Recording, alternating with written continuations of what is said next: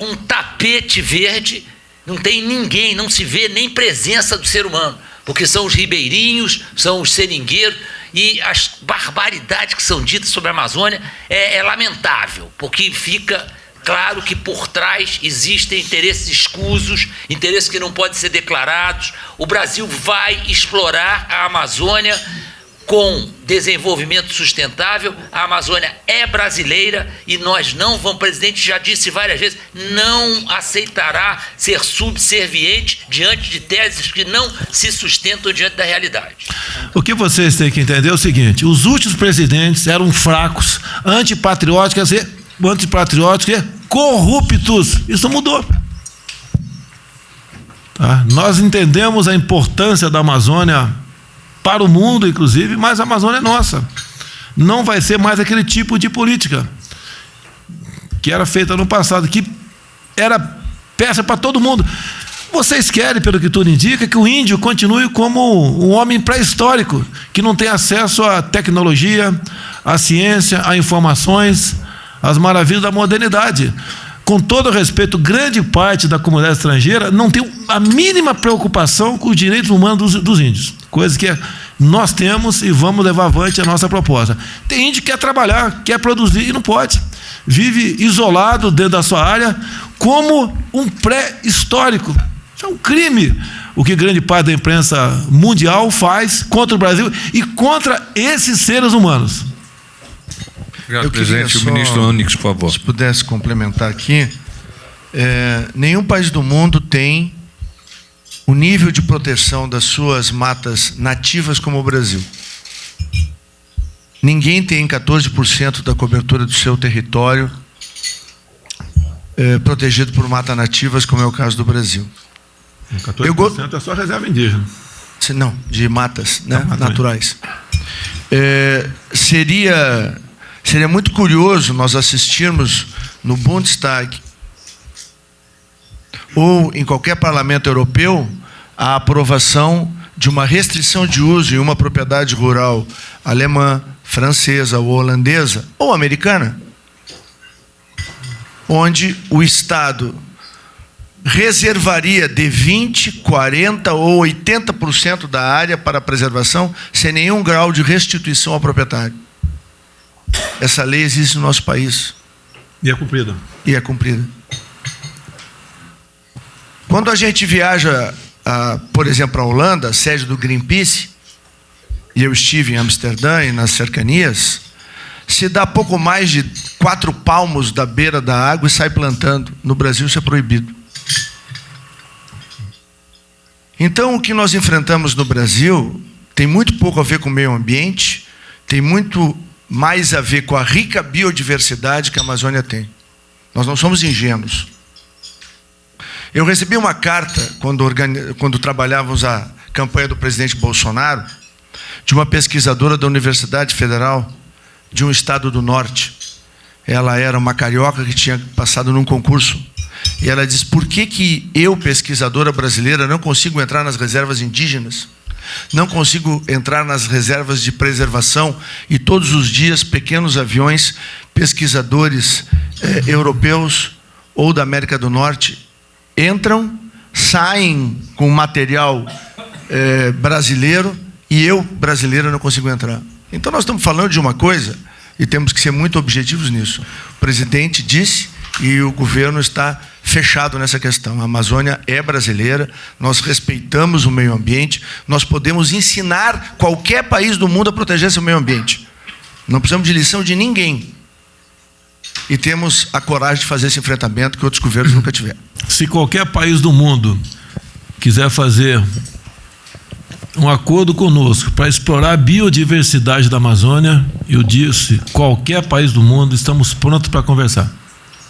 É avaliada modestamente em mais de $1 trilhão a biodiversidade da Amazônia. Então é muita ingenuidade achar que não há cobiça em relação a isso. Outro ponto interessante sobre esse tratamento que é dado no estrangeiro aos povos indígenas. Eu fui comandante militar da Amazônia, e na época incluí inclusive a Amazônia Oriental, 5 milhões de quilômetros quadrados de terra Eu visitei mais de 200 comunidades indígenas. Jamais cheguei numa comunidade indígena que o seu Tuxaua, cacique, Morubixaba, não me pedisse energia elétrica. Ou seja, o índio quer energia elétrica para poder se aproximar daquilo que ele sabe que é o conforto e a civilização do mundo moderno. Então, essa história de querer pintar o indígena como um ser que tem que ser preservado, que isso é mentira. O índio não quer esse tipo de preservação. Ele quer ser um cidadão brasileiro, participar da sociedade brasileira, ter direito a todos os confortos e benefícios que a sociedade brasileira dispõe. Obrigado, general. Carla Jimenez.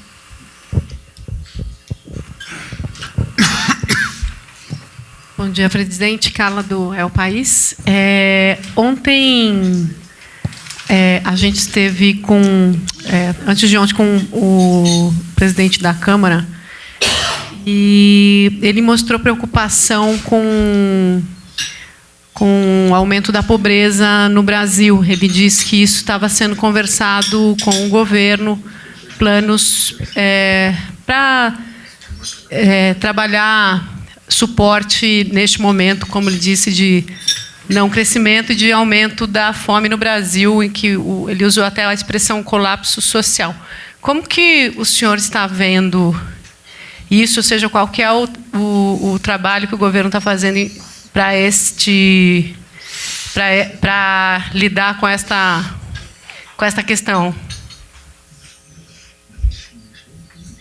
Você joga um grão de milho no asfalto aqui no Brasil e ele cresce. Você quer fazer uma PCH, por exemplo, pequena central hidrelétrica, ou uma pequena represa na tua propriedade. É quase impossível, tendo em vista a legislação ambiental e a psicose ambiental. 1 quilômetro, ou melhor, 1 hectare de lâmina d'água, é possível você tirar de 10 a 15 toneladas de tilápia por ano. É um país aqui rico para praticamente qualquer plantio. Falar que se passa fome no Brasil é uma grande mentira. Passa-se mal, não come bem, aí eu concordo. Agora, passar fome não. Você não vê gente mesmo pobre pelas ruas com um físico esquelético como a gente vê em alguns outros países aí pelo mundo, tá? Agora, adotou-se no Brasil, de governo Fernando Henrique para cá, PSDB, e depois o PT, que distribuição de riqueza é criar bolsas. É o país das bolsas, tá? E o que faz tirar o homem da miséria ou a mulher é o conhecimento. A educação aqui no Brasil, nos últimos 30 anos, nunca esteve tão ruim. As provas do PISA bem demonstram isso daí. Esses políticos que criticam a questão da fome do Brasil, no meu entender, tem que se preocupar, estudar um pouco mais as consequências disso daí. Eu estive em Israel. Lá a precipitação pluviométrica é menor que o semiárido nordestino. Com tecnologia, eles conseguem não só garantir a sua segurança alimentar, como exportar parte para a Europa. Falar que se passa fome no Brasil é um discurso populista tentando ganhar simpatia popular, nada mais além disso. O que nós temos que fazer, nós, o Poder Executivo e o Legislativo, que em grande parte um depende do outro, é facilitar a vida do empreendedor, de quem quer produzir, e não fazer esse discurso voltado para a massa da população, porque o voto tem o mesmo peso, não interessa se a pessoa é pobre ou não, tem exatamente o mesmo peso, porque nos conduzirá a uma situação semelhante à da Venezuela, onde o Chávez implementou muito bem o socialismo, tá? E esse país, irmão nosso, chegou na situação de miséria que se encontra hoje em dia. É só as autoridades políticas, nós do Legislativo e do Executivo, não atrapalhar o nosso povo, que essas franjas de miséria por si só acabam no Brasil, porque o nosso solo é muito rico para tudo que você possa imaginar. Obrigado, presidente. Lisandra Paraguaçu, agência Reuters. Bom dia, presidente. Aqui na pontinha. Duas questões eu queria fazer para o senhor. Uma mais local, né, a questão do FGTS, que era para ter sido anunciada ontem, foi adiado. Tem algumas informações de que teria uma pressão da área de construção civil, porque está com, né, tem um receio de que o fundo que financia perdesse muito dinheiro. Eu queria saber também qual o impacto que o governo espera da liberação do FGTS. Eu participei em parte da reunião, o Onyx Lorenzoni ficou o tempo todo. Eu depois conversei com o Paulo Guedes, conversei com o primeiro escalão da economia nesse sentido também. Estive com a CEBIC. E, Onyx, você quer responder você com dados mais técnicos do que eu? Bom, dá para ouvir, né? A situação é a seguinte. Nós tínhamos uma série de detalhes técnicos. O problema é que a informação vazou. Esse é o fato concreto. Na medida em que a informação vazou, nós não tínhamos concluído ainda todos os estudos acerca dessa liberação de acesso ao FGTS. O que está garantido, e foi dito ontem ao presidente José Carlos Martins da CEBIC, é que os recursos que financiam a habitação popular no Brasil, eles estão rigorosamente assegurados e estarão garantidos e protegidos. Nós vamos usar uma outra parte para poder criar uma situação muito mais favorável aos trabalhadores brasileiros. Mas a equipe técnica conclui todos os estudos e todo o trabalho até a tarde de segunda-feira. Durante o dia de terça será apresentado ao presidente e às 16 horas de quarta-feira vai ser apresentado aqui, vai ser assinada a medida provisória pelo presidente Bolsonaro. Só para corrigir um número aqui dito anteriormente, nós temos 61% do território brasileiro de área preservada. Aí você bota aí dentro, que são reservas indígenas, quilombolas, estações ecológicas, parques nacionais, unidade de conservação, entre outras, né? Agora, no Brasil como um todo, 14% são reservas indígenas. Isso equivale a uma área maior que 4 estados: Rio de Janeiro, Espírito Santo, Minas Gerais e São Paulo. Então está na cara que tem uma verdadeira indústria da demarcação em terra indígena no Brasil, que começou com Fernando Collor de Mello, lá em 92, quando demarcou a reserva em Yanomami. Naquela época eu tinha apoio integral do jornal o Globo, pela minha proposta, que era a proposta anterior do governo Sarney e também do então ministro Rondas Pires Gonçalves, de demarcar aquelas áreas todas como ilhas, e seria muito melhor protegida do que hoje em dia, tá certo? Então, só para a questão de números, antes de botar os números aí reais do que acontece com a preservação ambiental no Brasil. Obrigado, presidente. Claire, do Le Monde. Olá, senhor presidente. Desculpa vou voltar de novo nessa questão do meio ambiente. Só para esclarecer uma coisa, você tem o sentimento de que os números do INPE são mentirosos? É isso? Segunda pergunta... Eu não entendi a primeira pergunta. Quem é mentiroso aí? Os números assustadores do INPE. Tudo bem. INPE, desculpa. Tá, pode prosseguir a segunda pergunta. A segunda pergunta é sobre todos esses vazamentos sobre a Lava Jato. Gostaria de saber se você mantém, apesar de tudo isso, o seu apoio para o ministro Sérgio Moro. E enfim, última pergunta. Eu vi que você falou de se candidatar de novo em 2022.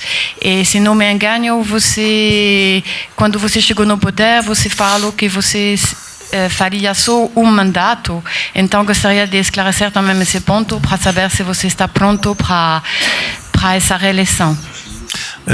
Vou começar pela última pergunta, né? Vocês de fora já estão com saudades dos governos corruptos e descomprometidos com o Brasil. É isso que vocês querem aqui. Porque se fosse um outro presidente lá tivesse tido em Osaka, já teriam mais 50 reservas indígenas demarcadas esse ano de forma subserviente. Tá? Isso mudou, você tem que entender que isso mudou, tá certo? Agora, eu sempre falei durante a campanha, se for feita uma boa reforma política, dentro dessa reforma, diminuindo o número de parlamentares federais, estaduais e municipais, entre outras, eu abriria a mão da reeleição. Como essa reforma depende basicamente do parlamento, e não minha, pelo que tudo indica, não teremos reforma política. Agora, em não havendo a reforma política, eu não estou mudando o meu posicionamento durante a campanha, até porque durante a campanha ninguém me acompanhou, nem imprensa local, muito menos a de fora do Brasil. Ninguém acreditava em mim. Agora, eu acreditava no povo brasileiro, estamos fazendo a nossa parte. Eu tenho falado, pela primeira vez na história do Brasil, um presidente da República está buscando cumprir com todas as forças o que prometeu durante a campanha. Agora, para a tristeza de vocês, tá? Se Deus quiser, tudo vai dar certo, uma política semelhante à minha continuar presente no Brasil de forma eterna. Não teremos mais pessoas como Fernando Henrique Cardoso, Lula, Dilma, entre outros, governando o Brasil. O povo entendeu que essas pessoas não representavam o interesse do seu país. Em grande parte, um governo voltado à corrupção e um descomprometimento com o futuro do seu país. A questão do INPE, eu tenho a convicção que os dados são mentirosos, tá? E nós vamos chamar aqui o presidente do INPE para conversar sobre isso. E ponto final nessa questão. Tem mais uma pergunta? Lava Jato. Olha, se eu botei o Moro lá, é porque eu quero que ele continue fazendo o que tem que ser feito, né? Obviamente, ele não está na situação mais de juiz. Ele agora é um ministro da Justiça que tem, sob seu comando, entre outras instituições, a nossa Polícia Federal. Boa sorte a ele. E se eu não quisesse combater a corrupção, não o teria escolhido para ser ministro. Até porque ele não fez campanha para mim. Eu acho que ele votou em mim, não tenho certeza 100%. Tá? Mas em nenhum momento eu falei durante a campanha que o Sérgio Moro ia ser meu ministro da Justiça. Obrigado, presidente. Marta Moreira, Agência Lusa.